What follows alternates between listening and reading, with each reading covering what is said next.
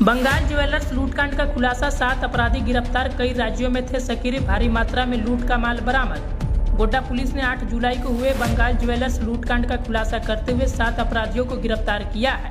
इनमें से मुख्य षड्यंत्रकारी चंद्रशेखर कुमार शाह उर्फ पूरन शाह भी शामिल है।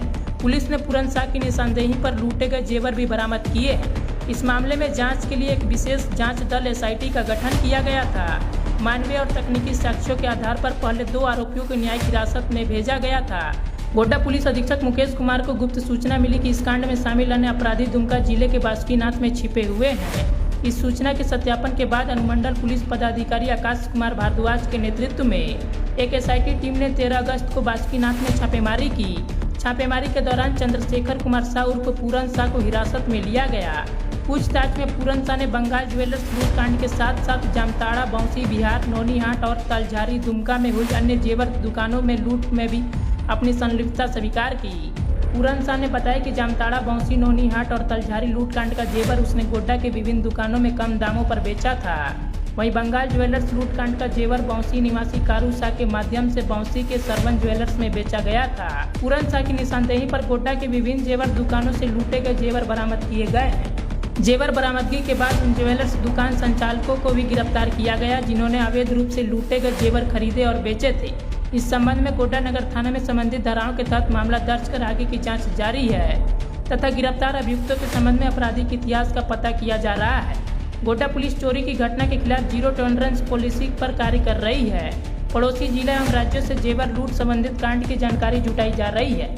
गिरफ्तार अभियुक्तों का नाम चंद्रशेखर कुमार शाह उर्फ पूरन शाह, ग्राम ककनी, नवाडी, बावन टोला, थाना सरैयाहाट, जिला दुमका; कारू शाह, ग्राम भीखनपुर, थाना बौंसी, जिला बांका, बिहार; शिवशंकर कुमार, ग्राम डलिया, थाना बौंसी, जिला बांका, बिहार; धनंजय गायकवाड़ उर्फ राजू, ग्राम हकीर, थाना संगौला, जिला सोलापुर, महाराष्ट्र; वर्तमान सिद्धि विनायक ज्वेलर्स गोड्डा; पवन कुमार, ग्राम गुलजारबाग, थाना नगर गोड्डा; उत्तम कुमार शाह, थाना देवडाण, जिला गोड्डा; अमन कुमार सराफ, नगर थाना गोड्डा के निवासी है।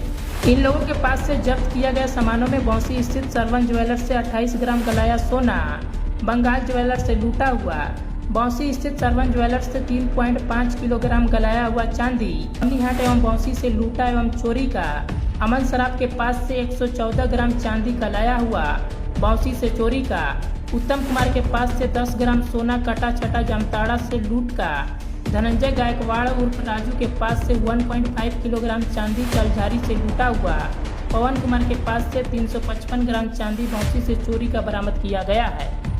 8 जुलाई को जो ज्वेलरी लूट की घटना हुई थी, उसके आलोक में हम लोग एक टीम बनाए। अभी हम लोग लगातार काम उस पर कर ही रहे हैं। उसी क्रम में हम लोग टीम के द्वारा कुछ जो इनपुट मिला था हम लोग को उसके आधार पे छापामारी की गई है। ये दुमका जिला में हम लोग बासुकीनाथ में छापामारी किए, तो वहाँ हमको एक संदिग्ध हमें मिला, जिसके हम लोग लाकर पूछताछ किए तो सारा उद्भेदन हुआ कि कैसे कैसे इन्होंने घटना किया है। उसी उद्भेदन के आलोक पे हम लोग को पता चला कि एक चंद्रशेखर कुमार शाह पूरन शाह है, जो इसका मास्टरमाइंड कह लीजिए, सारा कुछ कह लीजिए। वो अनिल के साथ रहता है और सारा चीज़ करता है, और जो सोना और चांदी खपाने का काम यही करता है। ये इसके साथ चंद्रशेखर के साथ एक कारू शाह का अरेस्टिंग हुआ है, जो कि बौंसी बिहार का रहने वाला है। शिवशंकर कुमार वो भी बांका बौंसी बिहार के रहने वाले हैं।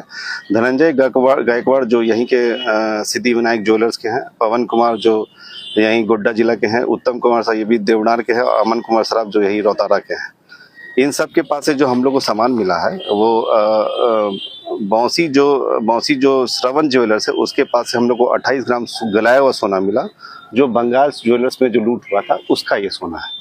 इसके अलावा बौंसी से जो श्रवण ज्वेलर्स, उसके पास से 3 किलोग्राम के आसपास चांदी मिला है, जो नौनीहाट और बौंसी से जो लूट हुआ है चोरी का, पहले जो घटना घटा उसका ये गलाया हुआ चांदी का बरामदगी हुआ है।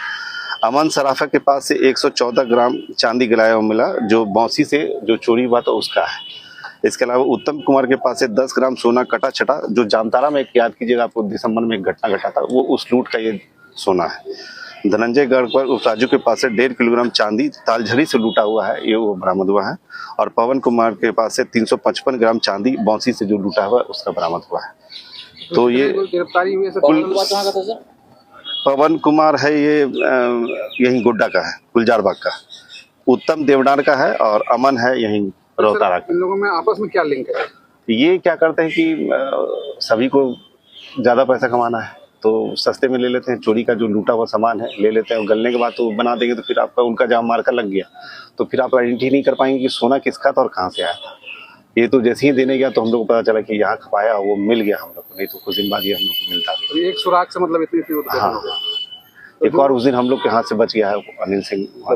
अनिल सिंह उस दिन मिस हो गया, नहीं तो आज हम लोग बिहार झारखंड में जितना लूट हुआ था सबका यही उसके साथ एक और चीज, जिस घटना में इस घटना में जो बाइक बरामद हुई वो भी हम लोग बरामद हो गया है, लेकिन उससे पहले अभी कुछ दिन पहले दुमका में एक घटना हुआ था मॉब लिंचिंग का, उसमें कभी जेल गया है, वो उसी बाइक से वो घटना किया था और वो भी इस घटना में शामिल, उसको भी हम लोग रिमांड जो 2 आरोपी अभी तक वो भी गिरफ्तार नहीं हुए बंगाल जेल में, अब इसका वो अभी है दुमका जेल में, उसको हम लोग रिमांड कर रहे हैं केस में। और जमुई वाला तो सर उसका भी हम लोग, उसका कन्फेशन में नाम आया था, जो इससे पहले जो हम लोग जेल भेजे थे उसका कन्फेशन में नाम आया था बंटी यादव करके, उसका संलिप्तक हम लोग जांच कर रहे हैं, फोटो मिलान कर रहे हैं, उसके हिसाब से हम लोग कर रहे हैं। गोड्डा का लिंक मिला तो कोई और संदिग्ध जो मतलब इस प्रकार का कारोबार करता हो, चोरी का सामान बेचता हो, ऐसा ये हम लोग सब एक्सप्लोर कर रहे हैं कि और अगर कहीं कोई करता है तो उसको हम लोग कैसे डिटेक्ट कर सकते हैं, उस पर वर्कआउट कर रहे हैं। आपके माध्यम से हम सभी ज्वेलरी व्यवसायी को भी एक बार अपील करना चाहेंगे कि कृपया करके गलती से भी आप उस तरह कोई लूज या इजी मनी में जो आता है सोना चांदी ना खरीदे, जहां से भी खरीदे ऑथेंटिक खरीदे विद सर्टिफिकेट के साथ ले, ताकि उनका ये रहे कि मेरे पास देखिए सर्टिफिकेट है, हमने यहाँ से खरीदा है। क्योंकि ये बहुत आम हो गया है कि कहीं कोई भी चोरी या लूटा हुआ आया और आपको सस्ते में सोना चांदी देकर चला गया, जब बाद में इन्वेस्टिगेशन होता है और इन्वेस्टिगेशन के बाद पता चलता है कि लूटा हुआ इसका, तो फिर उनको दिक्कत होती है। सर गोड्डा में कई दुकानें भी ऐसी हैं जो बिना कागज के सोना बेच रही हैं, सर उस पर कार्रवाई क्यों नहीं? उस पर हम लोग अभी डीसी साहब को लिखेंगे कि उसको जो उनको लाइसेंस मिलना चाहिए कि मिला है कि नहीं मिला, इसका भी हम लोग डीसी साहब से बात की, डीसी साहब को सारा चीज बता दिया गया है, वो भी अपने से एक सत्यापन कराने कर कोई गलत बिना जीएसटी खोले अगर चला रहा है तो उसको भी हम लोग कार्रवाई करेंगे, जीएसटी वाले कार्रवाई। गोड्डा में जो लूट हुई है मतलब इसी का सूत्रधार तो नहीं है कि पुराना सोना चोरी का खरीदना बेचना, वही कुछ लिंक तो नहीं है लूट का? देखिए ये तो एक रिसीवर एंड में हम लोग हमेशा रिसीवर एंड तक नहीं पहुंचते थे। आप जो भी देखिए, इससे पहले जो भी लूट की घटना हुई रिसीवर कभी नहीं पकड़ा था, ये पहली बार हम लोग देखे कि रिसीवर एंड पे हम लोग इतनी ज्यादा बरामदगी हुई, नहीं तो इससे पहले हम लोग कभी नहीं मिला है। जो भी लूट का घटना घटा सामान भी बरामद नहीं होता था, रिसीवर कभी नहीं पकड़ा, तो इससे हमको लगता है कि निश्चित ही कुछ कमी आएगी घटना में, प्लस लोग भी डरेंगे कि हमको किसी गलत तरीके का सोना चांदी लूटा हुआ नहीं। सर लूट में गोड्डा लूट में तो यहाँ पे रेकी जो लोकल कुछ थे दुकानदार जो रेकी किए थे सर, ये आया है अभी और हम लोग पूछताछ में चल रहा है, ये अभी हम नहीं बताएंगे ताकि इससे बहुत लोगों को पता भी चल जाएगा। अब ये इन्वेस्टिगेशन चल ही रहा है, जब वो अनिल पकड़ के आएगा तब आपको और हम खुलकर बता पाएंगे। जांच कार्रवाई के अलावा से शहर की विधि व्यवस्था में क्या बदलाव किया गया? अब ये तो हम लोग विधि व्यवस्था के इसलिए